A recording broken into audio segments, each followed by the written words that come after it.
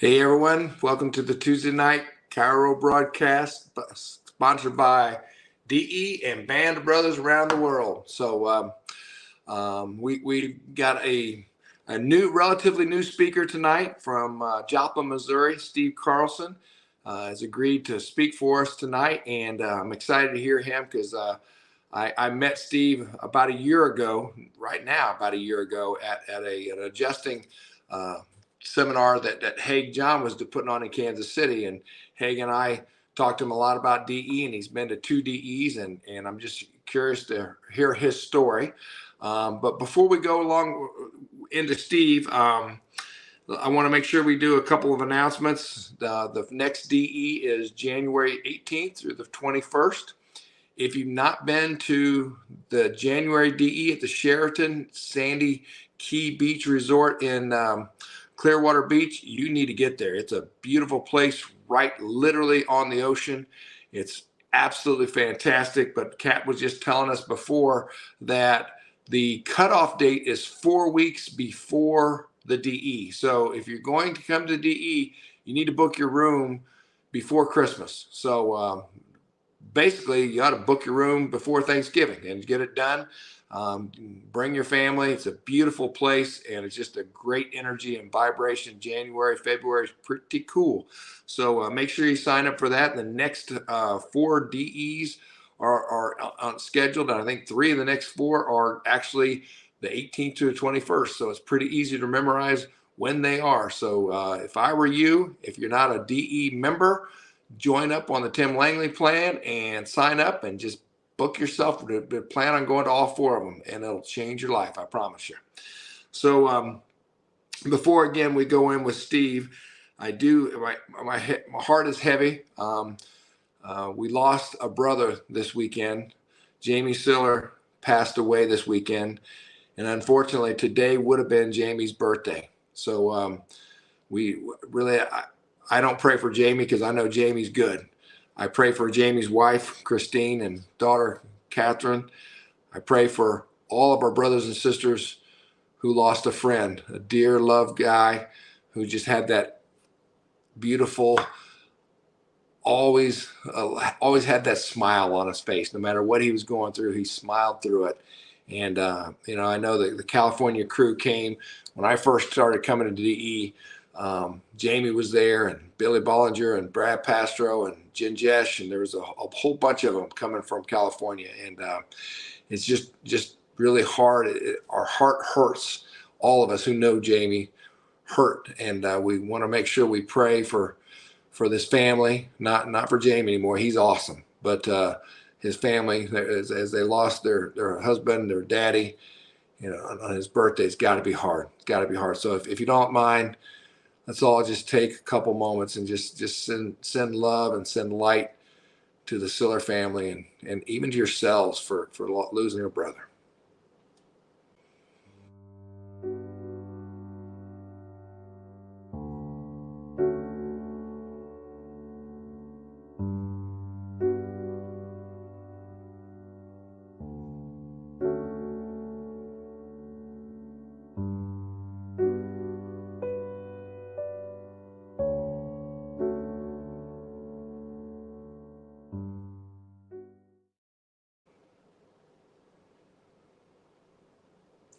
Thanks, Kat, for putting that together.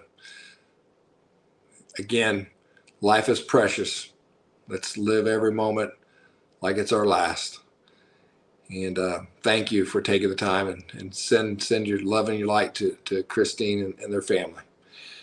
So sorry about the heavy heart, but had to do that. When we lose a brother and the sisters are hurting in DE, we're there to rally and to back them up. We love and appreciate you all.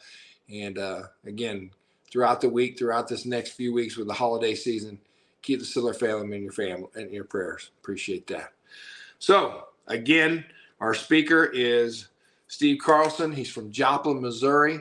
He's been in practice 27 years. He's got a beautiful wife. She's been down the DE with us. He's got a son who's at chiropractic school and Lieberman's family, and Bree took him out, and when he went down to look at life, and he chose to go to Life College. And so Steve has a reason to go see his son and come to DE two times a year. And then he's got another son that's living in Arkansas, and he said he's living his greatest life right now. So I'm really curious to see what Steve has to offer for us. So for no further ado, let's hear it for Steve Carlson.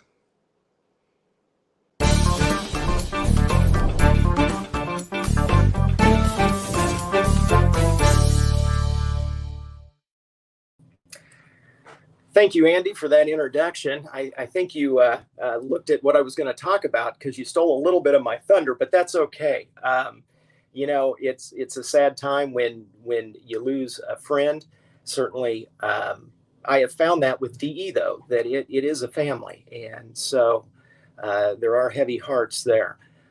What I want to talk about here is what my experiences have been with DE. Now, I've been in practice, as Andy said, for about 27 years, but I haven't been to DE but twice. And it's really interesting how that came about. But before I get into that, I want to give you guys a little bit of background on who I am so you know who the messenger is. And so, as Andy mentioned, I've been in practice for 27 years. My first practice out of school, I graduated in '96 from Palmer, was in a small town in Kansas, western Kansas, called Greensburg. And I was a doctor in a satellite office. I hired my own staff, and it took about 2 or 3 days to realize that I was way in over my head. I did not do things in school outside very much. I figured school would teach me how to run a practice. So I wasn't exposed to DE or anything like that. So I was pretty clueless coming out of school, and it was pretty miserable. So what I did was I then looked for an opportunity, and I moved to Florida. And I practiced in Florida, Bellevue, Florida, for about 7 years. And it was an absolute wonderful experience going from western Kansas to Florida. It was quite a weather change. And the guy that I worked with, Dr. McKinney, is a fantastic man. He really taught me how to take care of patients, how to care about patients, how to manage them, and eventually how to run a successful practice. And so I owe a lot to Dr. McKinney. Matter of fact, without him, I probably wouldn't still be in practice. After 7 years in Florida, decided, well, it's time to start my own thing. So we moved to Joplin, Missouri from Florida. And part of the reason for the move is we have a lot of family close to the area. And we wanted to get back closer to family so our kids could know their grandparents, et cetera. And I'll never forget that drive from Florida to Missouri. Talk about nerves. I've got a pregnant wife, 5 months pregnant, Heather, and I have a 1.5-year-old son. So really, failure was not an option when we got to Joplin. And been blessed. We hit the ground running, opening a practice. And I'm telling you, for the last 20 years, it's been a sprint. And it's been a great, great experience. Blessed with practice, blessed with a great family. Early on in Joplin, as things were rocking and rolling, we decided to open up a satellite office, which also thrived. And my wife and I were involved in a management company as well, and we both consulted. So we had a lot of irons in the fire. 2 young kids, lots going on, and life was busy. And so as our kids got to be a little bit older, my wife and I decided, you know what, we want, and Steve Judson talks about this a lot. What's your legacy? Do you want to be a doctor that just kills it in practice and doesn't have a family left at the end? Or do you want to have your family left at the end and still have a good practice? And so we started making some decisions there that we really wanted to invest and be present with our kids. And when you do that, there's a little bit of a price to pay professionally, but it was okay because our legacy was our family. And so we spent every game day with the kids. We certainly were at all their concerts and whatever activities they had. And I really don't regret that. But what happened was we simplified life. And as we simplified life, inadvertently, I put myself out on an island professionally. We disassociated from the group we were with, no longer consulting, just really putting that focus towards our family. and practices. And so over the years, I'm a grinder. I can grind it out, and certainly we were marching through the process. But I noticed probably 5, 6, 7 years in that I started to experience burnout being on that island. And that's a big lesson for everyone. And I realize if you're on the call, I'm probably preaching to the choir here, but you can't be on an island. You've got to be able to share your experiences with like-minded folks, and your wins, your losses, and basically just share life with colleagues. And we weren't doing that. And so burnout developed for me. Loved seeing patients, but everything else became quite a chore. Generally, when you're in burnout, the little challenges turn into big problems, and the joy in practice is gone. Now, I love my patients, don't get me wrong, but it started to be more of a job than a joy of serving people. So about 3 years ago, I decided that it was time to get back into the game. Kids had gotten older, and they were well on their way with what they were doing. And so I joined a group, and it was a fantastic, absolutely fantastic experience. It made me look at practice differently. And it was refreshing to look at practice differently. We simplified our practice. We focused more on the vitalistic approach to practice versus the mechanistic approach, which seemed to be quite a bit more rewarding, and just changed things up. And it was fantastic. That is when I started going to a few adjusting seminars to further hone my skills and get back into it. And that's where I met Andy. We met at an innate adjusting seminar in Kansas City. It was actually the weekend that K-State won the Big 12 championship. If you guys don't know this, Andy's a big K-Stater. I went to K-State as well. So we had a lot to talk about with that. But I'll never forget the question he asked me at one point. He said, "Hey, have you ever heard of DE?" And as I was going through my reawakening in chiropractic, that was on my list of things to do. And I told him that. And he smiled and he said, "Isn't it funny how God puts the right people in front of you at the right time?" And he's absolutely true. That is the nudge I needed to get our tickets booked and go to our first DE. DE talks about that as well, that you have to create space in your day to be connected to God, to innate. And they talk about 49 breaths, et cetera. And that is so important to create that time in your day where you can get connected so you can listen to those nudges that God provides for you. But then the important thing after that is to take action on them. And we certainly did. So even before our first trip to DE, which was in Sarasota, so we were getting a vacation as well as a chiropractic convention at the same time. My son had been called into chiropractic, but he was having a hard time figuring out which college he wanted to go to. And so there were 3 candidates for it. We visited all the schools. And one day he called and said, "Dad, I just got to get back down on Life University's campus. I just need to walk the campus, make sure that I feel like I belong there." So what he was saying that he didn't understand is he wanted to make sure that his innate was connected with Life University. So tickets were purchased. I happened to reach out to Andy to see if he had any contacts at Life University that maybe Cade could contact a student so he could get a little bit better feel of what student life was versus just the typical campus tour, which he'd already been on. Andy put him in contact with Bree, a young lady. She was fantastic for Cade. Spent a lot of time with Cade, answered questions, made him feel comfortable, gave him a glimpse of what student life is like.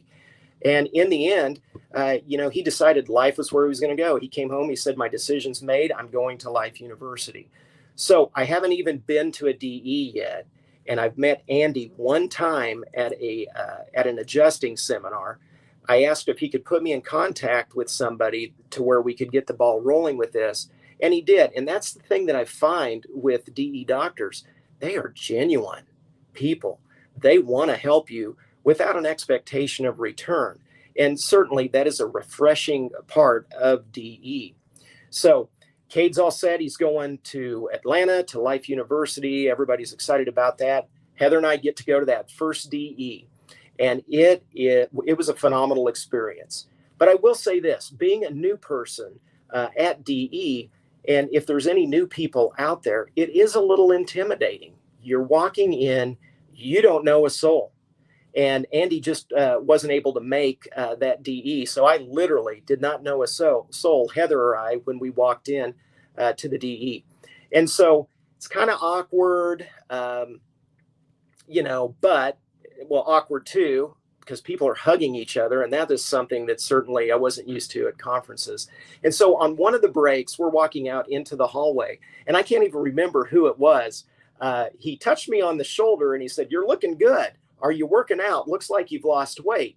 And I thought that was kind of funny. I kind of laughed and said, "Yeah, I work out." And I walked out into the hallway, and I'm standing in the hallway, and I bet it's not 5 minutes later, Winter Walker walks up to me, acts like I am a long lost friend, gives me a huge hug, and then pulls back and goes, "Oh my gosh, you're not the person I thought you were." So it was a great icebreaker. We wound up having a great conversation. I got to meet Winter's wife, Chris. They have been fantastic, introduced us to a lot of folks. And for me, that was a great icebreaker. But apparently I look like somebody else in DE. So that was a funny story and really a great way to break the ice. The other thing, and Andy mentioned this, a speaker had talked about, you've got to go and just introduce yourself to people if you're new. And so I walked up to a couple, and their names happened to be Brian and Rachel. And we started talking, and I let him know that I have a son going to Life University. And one thing led to another, and we realized that Bree is their daughter, and Cade is our son. So it really felt like a close community, just another warm heart feeling about the event. The last thing that I experienced at DE that I will never forget as long as I live, and I have a hard time expressing it in words, is there was a group prayer and people were putting their hands on each other's shoulder, and I had somebody put their hand on the back of my shoulder, and man, I felt energy like I've never felt before. And I looked around to see who it was, and it was Michael O'Halloran. But it was amazing. And that's the only thing I can say. I was trying to think of how to explain it, but it was amazing, the energy. And I'm not quite sure what that mechanism was, other than the fact that I believe our innates connected and truly could see into the soul of Michael O'Halloran and felt that energy and love and passion. The rest of the weekend, I'm thinking about, is that what patients feel when we're truly connected with what we're doing? We're focusing on their adjustment. Is that what they're feeling? And I really think it is, as long as we're connected. And, I can't wait to talk to Michael O'Halloran again at one of these events. I wasn't able to make the next one. He didn't make the next one, but he's on my list of guys to talk to because it was a phenomenal experience. But it also taught me that you really have to be present in an adjusting room with people, because that's where the healing takes place. And so that is something that sometimes when you go to DE, it's not necessarily what you hear. It may be something that you experience that can be life-changing. So DE, first one down, very excited about it. Wonderful experience, met a lot of great people. And so between the first DE and the second DE, I had an interesting case walk into my office. And through this whole time period, I've been listening to a lot of the Wake Up Humans podcasts. I love listening to Steve Judson speak. And, the story of his brother is heartbreaking, but I'm so happy that he told that story about Ronnie, because I had a young man come into my office between the first DE and the second DE, and he had been injured on the football field in practice. He had sustained a concussion. The concussion, he sustained it, I believe, on a Wednesday, and his mother had taken him to the ER twice between, Thursday, Friday, or Saturday. 2 out of the 3 days he had been in the ER, because shortly after the concussion, he developed a head tremor. And I mean, not a little head tremor. It progressed for a while. And I'm just going to demonstrate it to you, what it looked like was as I was visiting with him, I mean, it was a big shake like that, and there'd be about 5 seconds rest, and then it'd be a big shake again. And he was doing this throughout the day. Mother was terrified. Not only did he have the tremors, he couldn't walk on his own. He was leaning on his mother walking down the hallway, and this is a pretty big kid. And so, all I could think about was the story about Ronnie. And I am so grateful that Steve Judson shared that story, because it gave me courage and understanding of what I needed to look for. And all I could think about was, how's your atlas? How's your atlas? So it gave me a format to go by. We examined him, and absolutely, atlas was subluxated. What was interesting, and he was super tender in that area. And when you did a distraction on him on his head, the tremors would lessen some.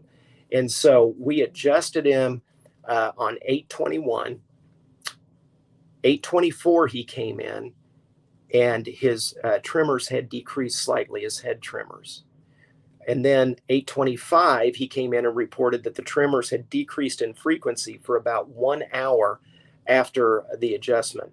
Mid-September, I mean, he's running to all kinds of doctors this whole time, and all we're doing is keeping the main thing, and adjusting that atlas.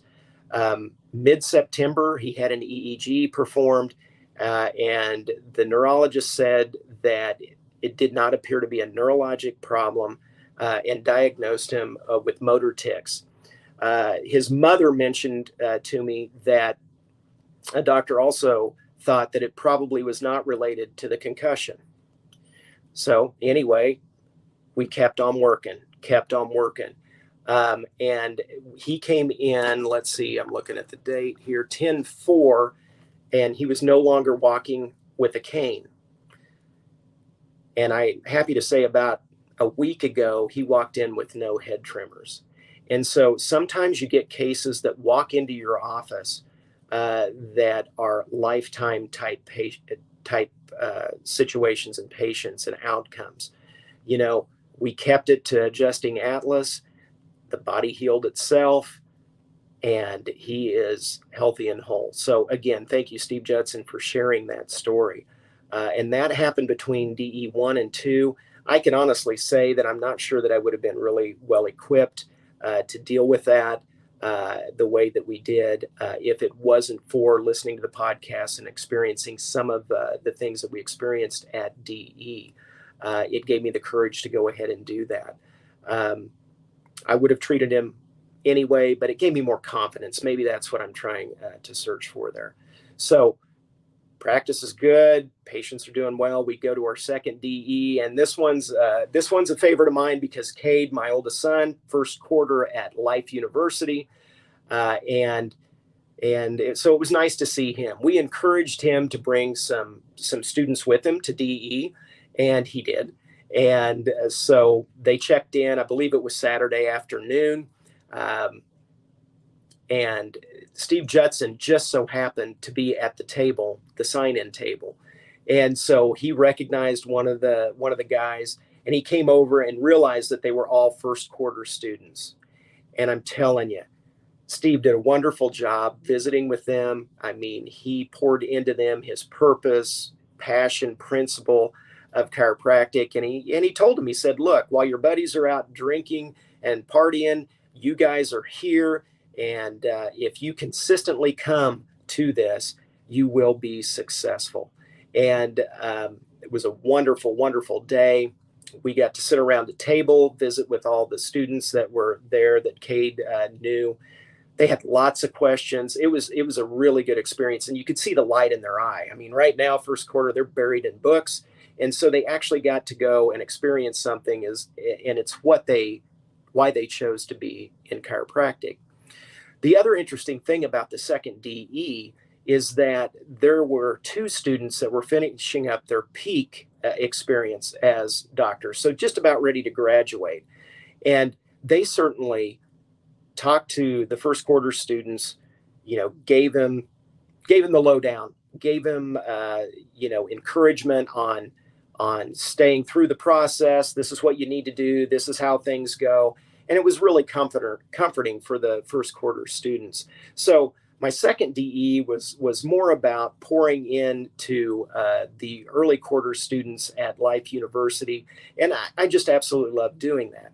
Part of the reason that I love it so much is I don't want those kids, those young adults, to go through the same thing that I went through in my first experience at a satellite office where I was clueless. They keep coming to things like this. They will be better prepared to go out and start their practices. So, really, in summary, my experience has been a wonderful experience. What I have found with DE is that we have genuine people in the group that are willing to help you, and there are people that I resonate with. The second thing that DE has done for me is it's deepened my purpose, passion, and principle, and there's really not burnout in my professional life anymore. Practice is fun again. I enjoy getting up and going to work, and as practice is fun, home life is great as well. And then the third thing that DE has provided is a way for us to invest in the young students or the students in chiropractic school so that this profession thrives in the future. So, Andy, I'm so happy that you visited with me and you mentioned DE. God nudged us in that direction, and it's been a really good experience.